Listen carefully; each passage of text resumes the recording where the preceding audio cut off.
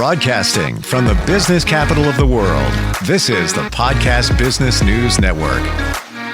I've learned so much with this gentleman in terms of helping people move their lives forward, helping them heal.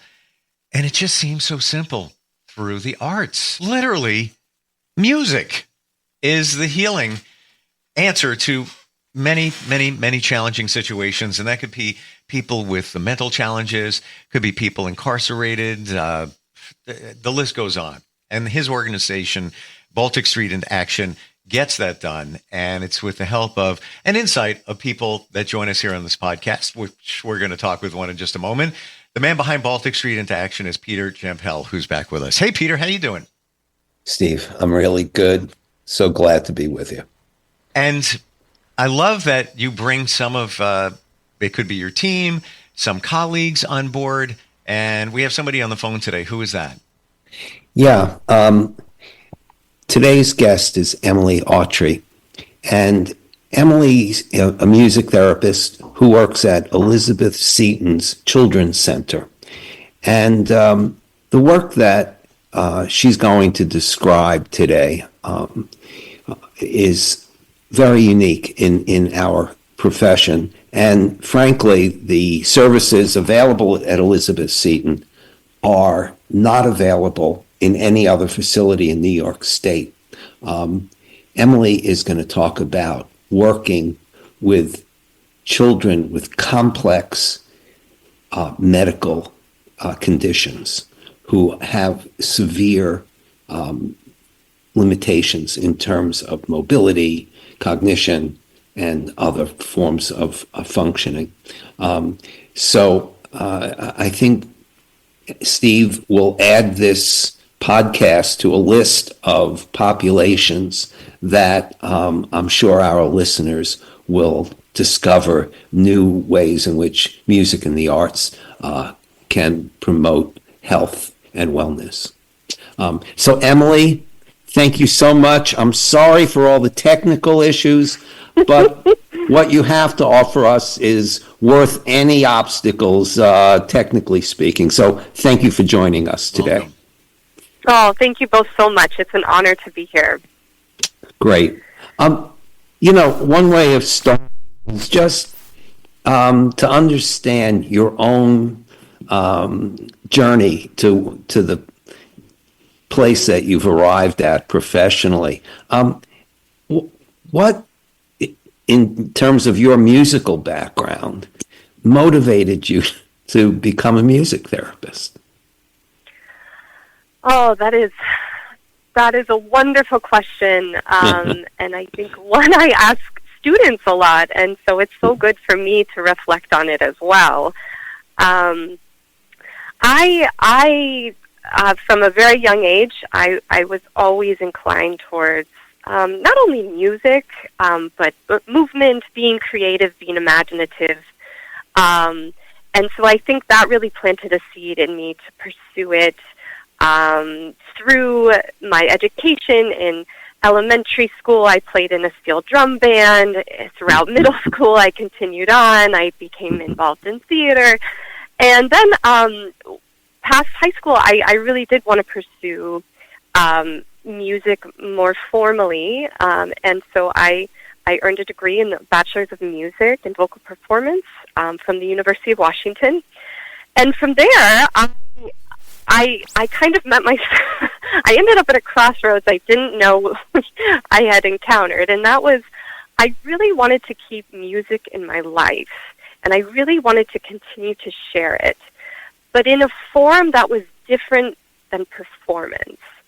And so really through some twists and turns and being able to observe a music therapist in my hometown, I found myself in New York City applying for a master's degree in music therapy at NYU, where you were teaching, Peter. And I was fortunate enough to be accepted, and that started this incredible journey of really becoming a music therapist and really learning what is required of a clinician and and all the many people that you cross paths with in this field.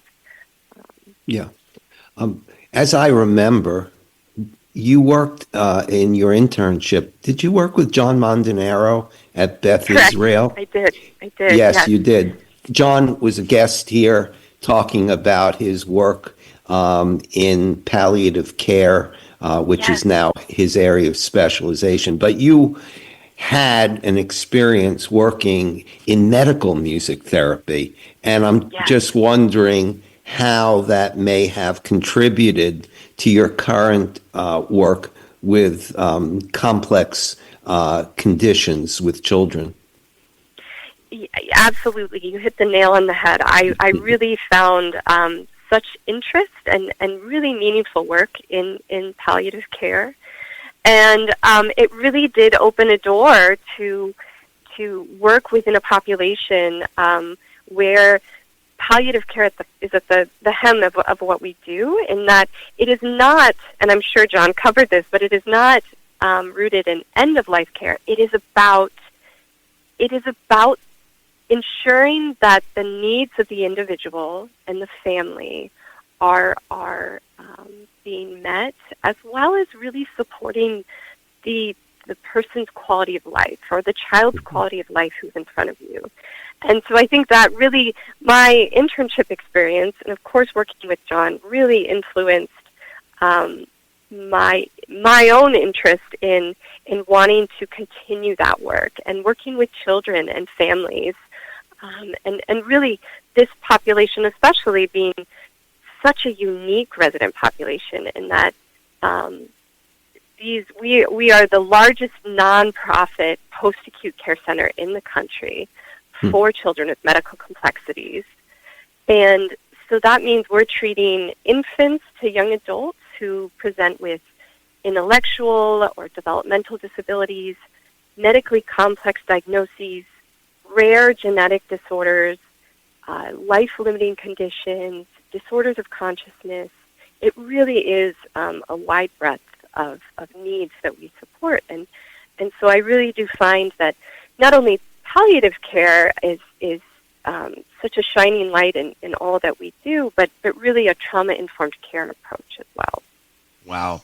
You bring to light something that I believe many of us don't realize, that there is a degree for music therapy. I think many of us think, well, it's therapy and they use music to get that done. No, it's bigger than that. And when we talk about children, adolescents that you work with, Emily, what's the youngest age of a child?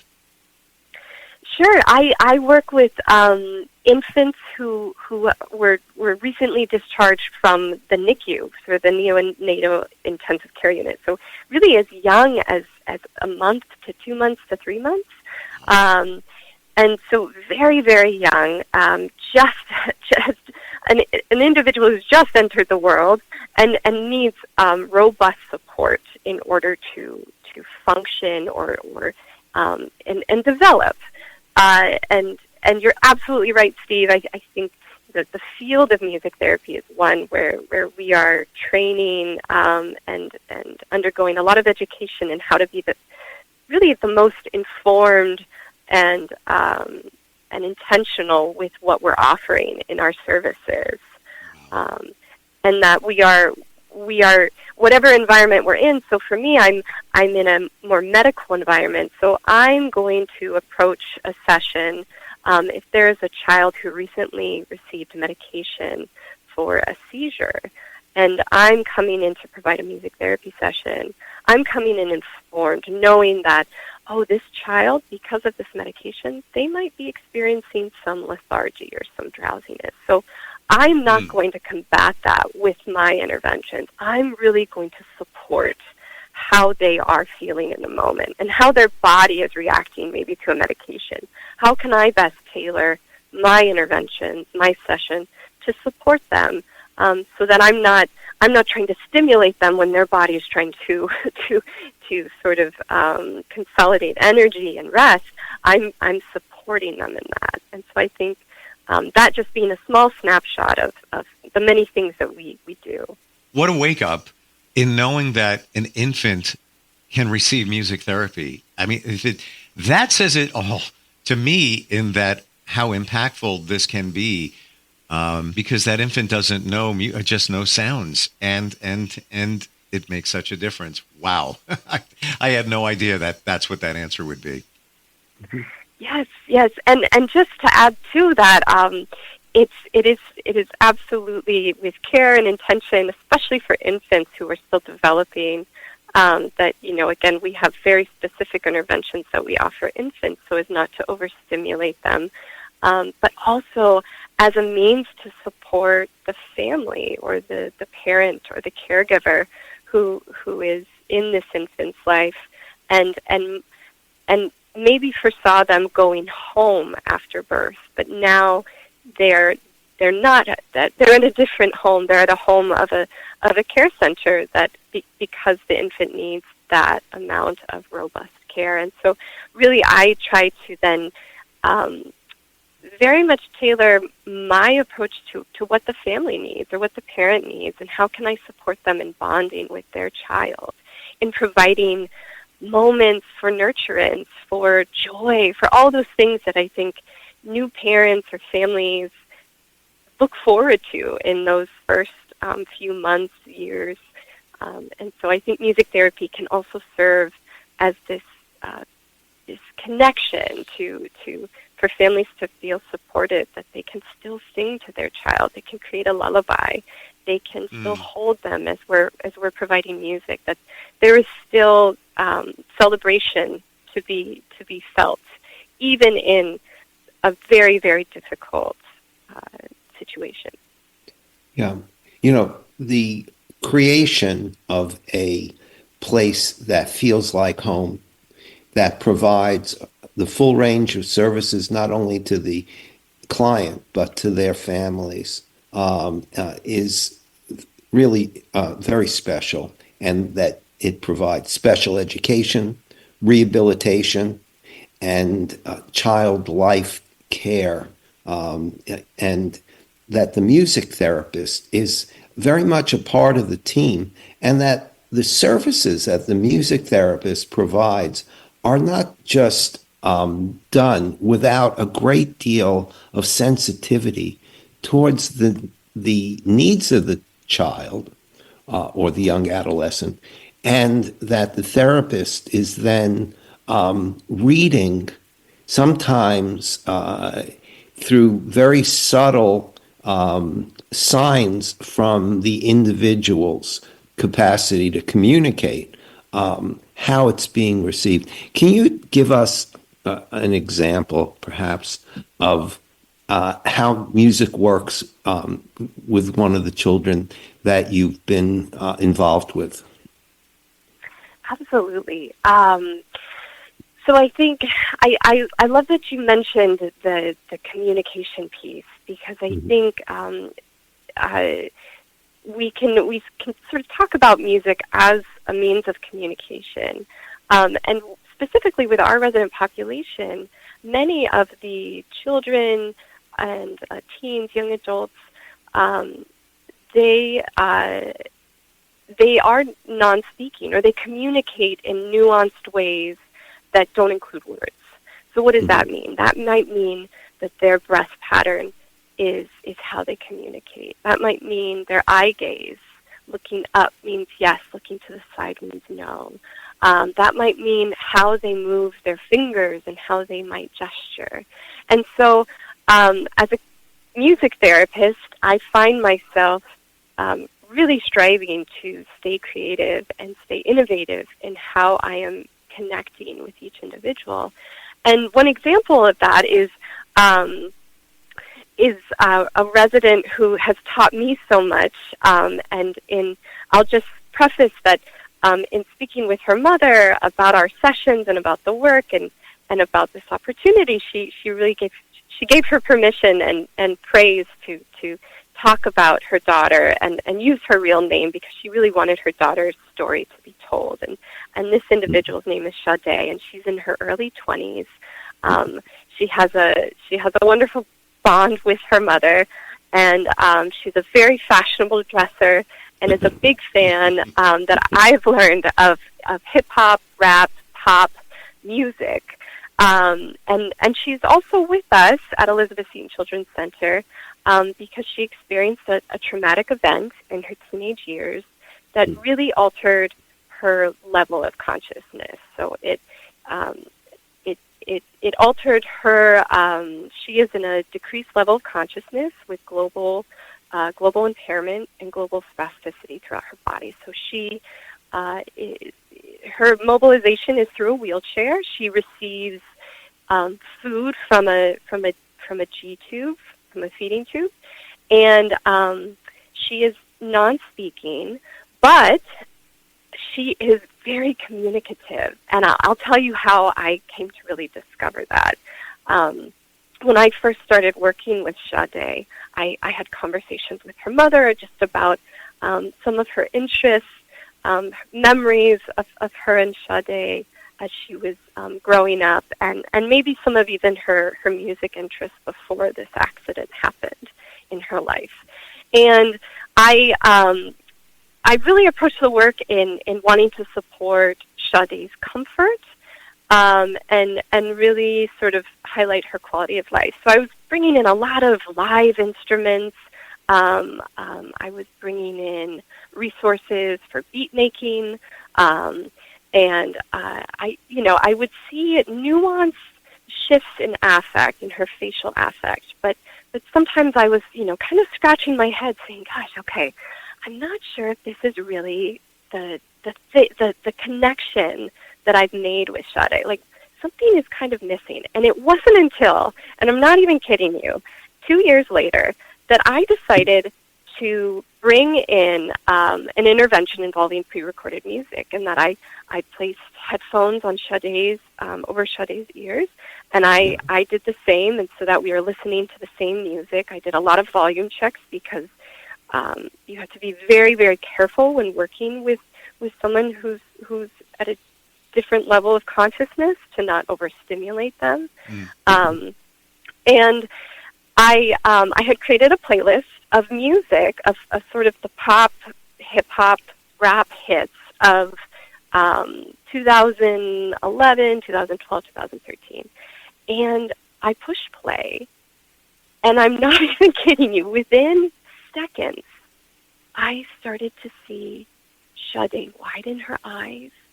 She began to smile, things I'd never seen before from her. She began moving her right arm, and it almost looked like her tongue started making this motion, almost like someone who's trying to sing.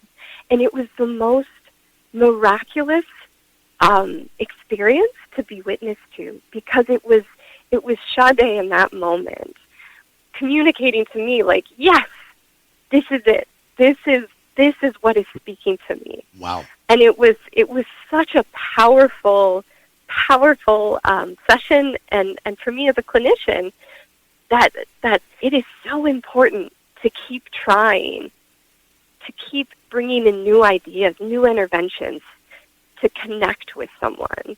And it really was just this incredible, I'll never forget talking with her mother afterwards and just saying, I saw Sade, she seemed like she was just in the music in a way I'd never seen her before. And her mom was like, I know, it's music is such a way in for her. I see that happen too.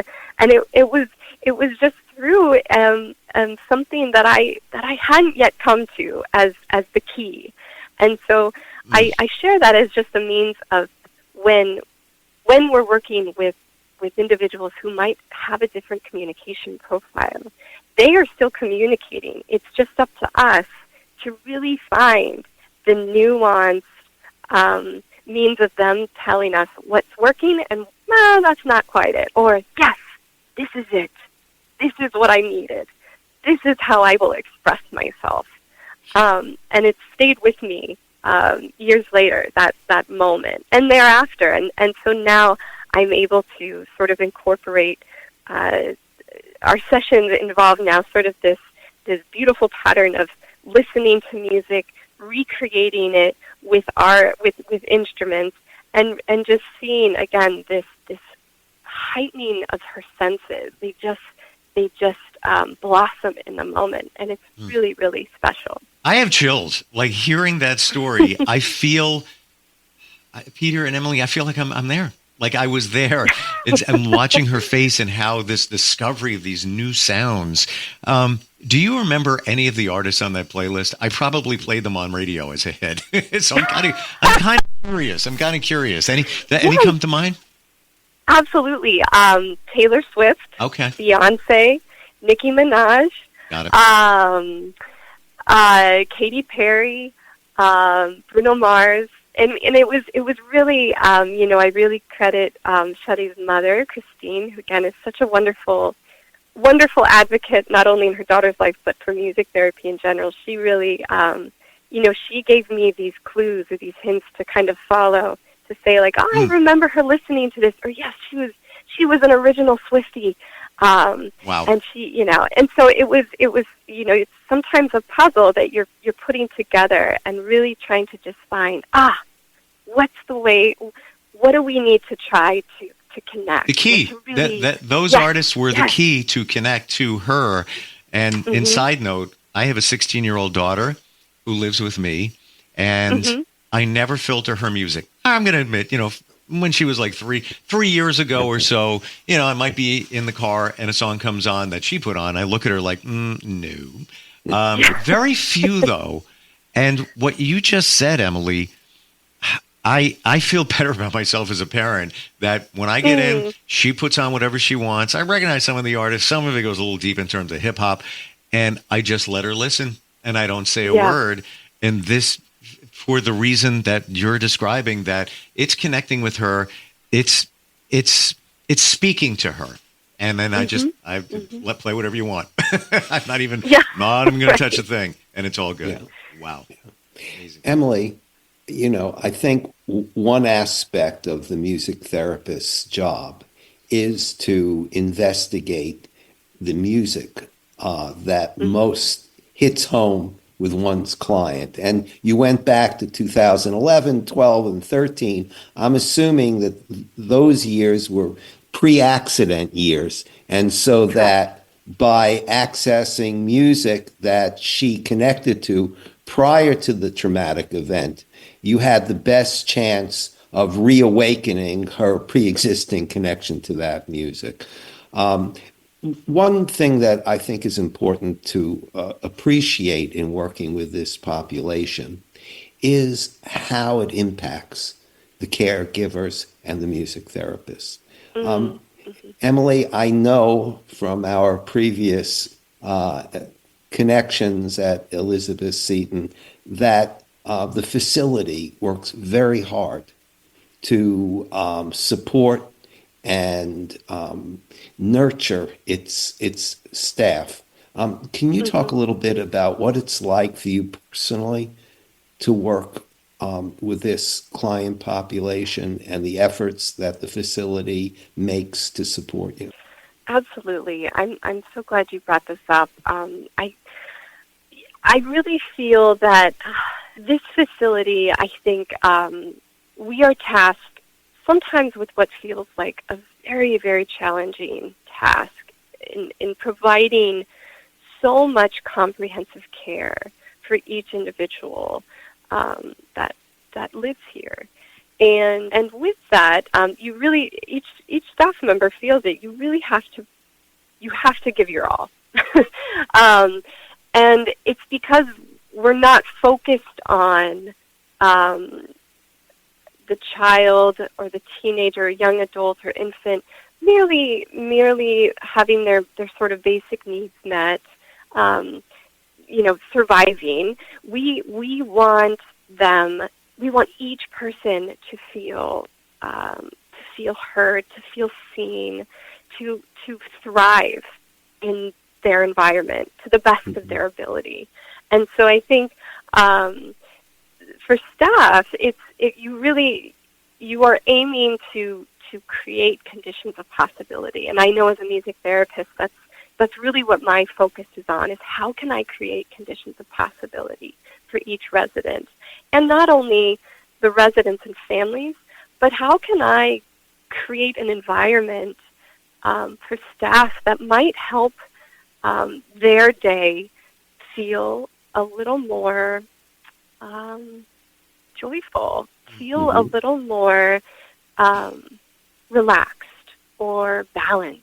And I've certainly had many nurses come up to me and share, Emily, when I was providing medications and I stepped into the room and you were doing a session with this resident, I just wanted to share that the music, it was so beautiful, or the music allowed me to take a breath and recenter, because I had just been scrambling and stressing all morning, and I didn't know I needed it until I stepped into that room and I heard that resident laughing, or I heard the music you were making, or I heard the song that you and the resident were writing.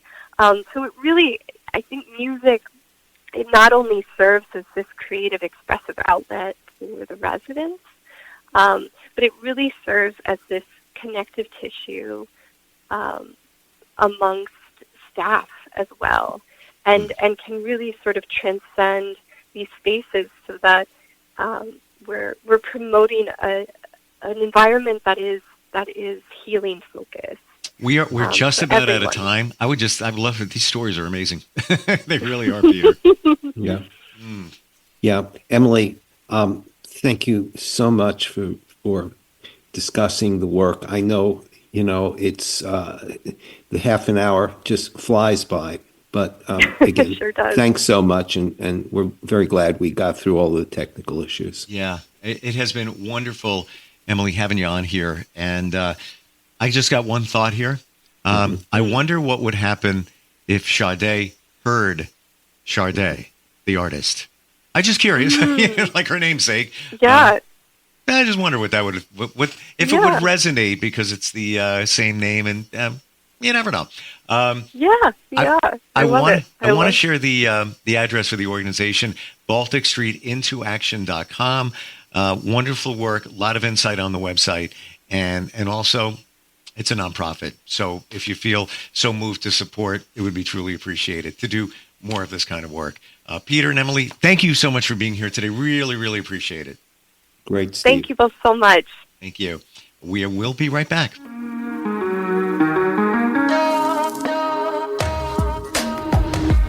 Broadcasting from the business capital of the world, this is the Podcast Business News Network. Okay, Simon, what are you wearing right now? Nothing. That's right. And what do people normally wear? Clothes. Exactly. So now Mommy's going to teach you how to dress yourself. Clothes keep us warm, they look good, and if we go out without them, the neighbors will talk. So it's important to know how to get dressed. Here's how it's done. Underwear always comes first, name tag at the back, then pants, then shirt. Get the first button in the right hole, or you have to start all over. If you're wearing a tie, it goes over, round, through, and pull tight. Tuck your shirt into your pants and zip up your fly. Socks going first, then shoes right on right, left on left. With shoelaces, just take the ends, cross them over, switch the loops. The rabbit goes down the hole, pull tight, and you're left with bunny ears. I love bunnies. Good to know. Now remember, spots don't go with stripes, socks don't go with sandals, and if you've tucked in your shirt, wear a belt. Got it? Why are your pants on your head? Most parenting is hard to do in just 2 minutes. But spending just 2 minutes twice a day making sure they brush their teeth is easier and could help save them from a lifetime of tooth pain. For fun 2-minute videos to watch while brushing, visit tumin2x.org. That's tumin2x.org. A message from the Partnership for Healthy Mouths, Healthy Lives and the Ad Council.